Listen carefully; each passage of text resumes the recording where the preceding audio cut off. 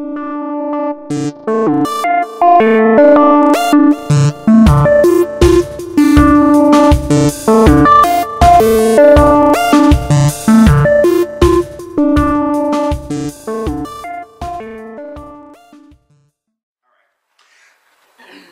we going? Hello world, this is your boy Calvin Sharp. And I am Kia D, and we are here to give you the best of us in this oh-so-spectacular Kia D and Calvin Sharp unplugged, uncut, uncensored, and unpaid show. We have a wonderful, wonderful show for you today. We're going to just keep on going with the Black History. Have you enjoyed the Black History education? I hope so. We're going to keep moving it on with the lovely, the beautiful Harriet Tubman, a.k.a. Moses. Harriet Tubman, born Araminta Ross. I bet some of y'all didn't know what her real first name was. She was born 1820 or 1821. And I know y'all like, Dad, I don't know the date. It's not that we didn't research and don't know the date. The thing is that back then, when African Americans were born, a lot of times the records weren't kept up to date. So she was born 1820 or 1821, but they do know when she died. So they didn't take no footprints of the baby? They didn't take no footprints, they didn't take no blood type, they didn't do no DNA, baby daddy checks. Nothing. It was like literally. Where's Mari when you need him? Okay, Margaret had the baby in the backyard, and they just keep it moving. She died March 10, 1913. She was an African American abolitionist,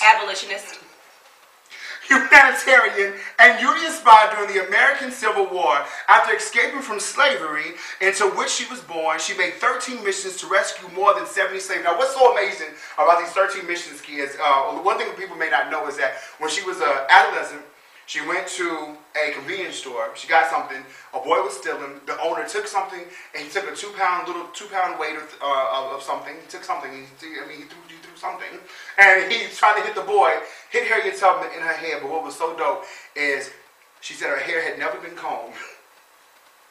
Lord Jesus, her hair, that was so poetic to me. Her hair had never been combed, and they think this is what may have saved her life. Now, after this injury, what happened was Harriet Tubman began to have seizures. She would fall out unconsciously, but she would still risk her life every time to take people back and forth from the south to the north. And what they said was, is even in her passing out, she was still aware of her surroundings. She was aware of everything that was going on around her. I mean, that's she was an amazing woman. Read up on her story.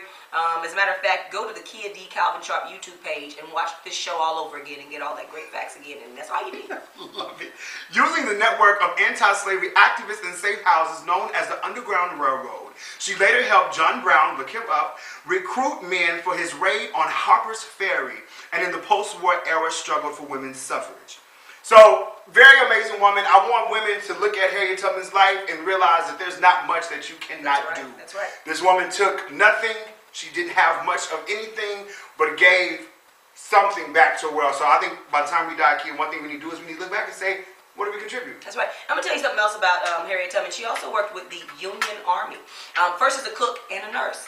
And she was the first woman to lead an armed expedition in the war. She was amazing. You want to get it. She really did work it out. So, now that you have it, let's go from one amazing black woman to another one that we hope would follow in her footsteps one day. We want to talk about Baby Willow. Baby Willow. We love Willow Smith on this show. We do. She's awesome.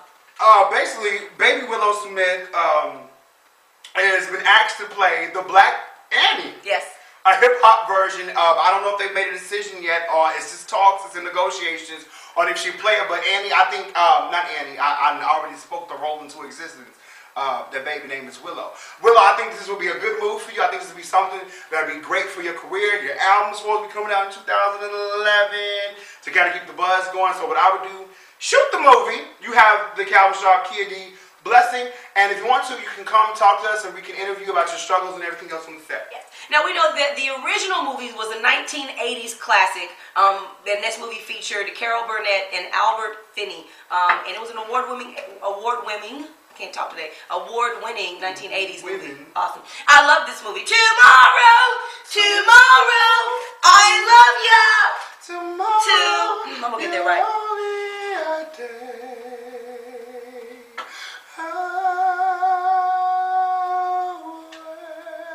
Wait, you got to go with me. Try it again.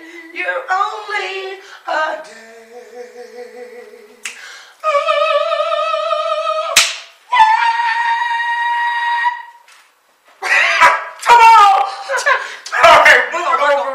We're gonna on that song tomorrow. I'm trying to do the best I can. We want to talk about 5 ways to discipline your children. Belt, and mobile. Belt, that's 3. That's the first 3. So we got the first. Extension cord. That was quick. Belt, mobile. Take the extension cord, dip it in water. Yeah. Tell them get butt naked on the bed. Bam. It always works. And a switch from my side. That's number 5. Let me tell you, I had a mama who whenever I did something, my mom didn't even holler at me. She just looked at me. She would do this look like. That didn't I tell you look? Like didn't even say nothing, just. That eyebrow. Like that was that look like as soon as we get in the car, I'm gonna make sure. Oh, let me move my wig. They couldn't see my eyebrow. Go ahead. That exactly. That eyebrow right Kim, there. you give your kids that look. You give all the time. So we talk about the 5 ways to discipline your children. Belt, 5 ways to whip belt, mobile, extension cord. My mom used to just throw shoes at me, pots and pans at me, fans, cups, computers, laptops, whatever was the closest thing. She would throw a piece of paper at me. Whatever was the closest thing to her, it went out of her hand and onto my human. Now the sad thing about that today is that the kids have access to cell phones, so now they just pick up the phone and call 911 and they say somebody's beating me. Who's beating you? Well, my mom and dad is beating me. Couldn't even call in. And when I was a kid, like they were still trying to get the cordless phones really working good. So you had to make it to the wall phone, kid. You had to make it to the wall phone. You wasn't gonna make pull it off, dial the number, and just hope that you could sit there for long enough, without getting killed. I remember one time this cord was wrapped around my neck. I just woke up still sitting there in the kitchen. That's my life, though. I don't even want to talk about it. Another thing that we really need to do, though, is we need to not introduce our children to things so quickly. Do not buy your babies BlackBerries. Do not get your kids iPads. Do not get your kids. You're introducing them to all these things. You know what I'm saying? Why not? Because, you don't need to. Why? Because we aren't doing simple things like reading anymore. Okay. But you can read from your cell phone. You have access to the worldwide internet from a BlackBerry. You need to get a book, kid. You need to get a book. You need to open the book and you need to read. We had lessons of books that we had to read when I was in school. Right. That was when you were in school. The time has changed now. I'm telling you, we need to go back. What's this? All these nooks and what's the other thing called? The nook and the cranny, nook and cranny. No, I'm talking about the things you read off of. They don't even want you to buy paper books no more. Everything is on the computer, y'all. We really need to get off this computer, get off this internet. We need to start picking Even though we're on the internet, don't get off. We on there. Don't get off. Don't get off the internet. YouTube.com. Stay on it. That's not internet. That's television. You're watching TV right now. Okay?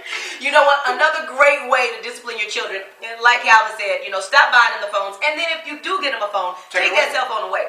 One of the best ways to get underneath the child's skin is to take away what they love the most. Not that you really want to get under their skin, but you really want to show them, look, this wasn't the correct behavior. Let's readjust that. Let's make some arrangements. Let's get some better behavior coming out of you. And the way to do that is to take the phone away. Let's demonstrate. All right, Kaya, I just talked to your teacher. Hold on, I'm talking to my homie. Right. All right, let me tell you something, little girl. I just talked to your teacher, and she told me. Daddy, I'm on the phone. Do you hear me? I'm about to end your life. Okay. Give me the phone. This is what you have to do. This is not physical abuse. This is not whooping your children's ass. You have to slap around and let them know who is boss. If you're not running your house, you are having trouble. Talk about running your house. And judging people. How the hell are you gonna say what you trying to do? Oh, I ain't even through yet. Wait, I got one more. Okay. And I got to give it up to our video editor, Mr. Jeff, for this one. Okay.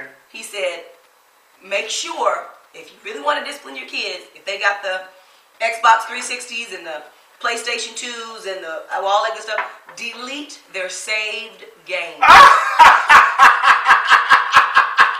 Talk about hatred 101. You know what I mean? The kids are just going to hate you. But it's perfect because guess what? Now you're showing them, look, I'm in control here. I hate that. Because that's their life, especially the save games. Like it's 6 months to get to this top status. And it just, and now you deleted it. I just got to top status, Mom. And now you deleted it. Hey, I'm sorry. You should have did what I asked you to do in the first place and then we wouldn't even be here. So, it just kind of goes hand in hand. It makes perfect sense. Yeah. Now, speaking of perfect sense, you always trying to say I'm trying to fit it in. Speaking of perfect sense. Speaking of no sense whatsoever, American Idol. Which is actually really good this season. Season 10. A lot of people were mad when Paula left, but we got over it. A lot of people are mad that Simon left, but we got over it. Who was mad that Paula left? A lot of people were mad that Paula left. You weren't mad Paula left? I was mad Paula left. I enjoyed Paula. Paula's cool. I love Paula. Don't stop now, tell me, do you really want to love? That was 1980s Paula, though. This is like 2000 something Paula. Yeah, I don't know. This is the shaky Paula. I don't know. I'm just saying, I actually like the new show. I like the new season. I like, what's his name? Steven Tyler. Steven Tyler. I love Randy, and I love Steven Tyler. Actually, he's got these abs like that. At 74, it's incredible.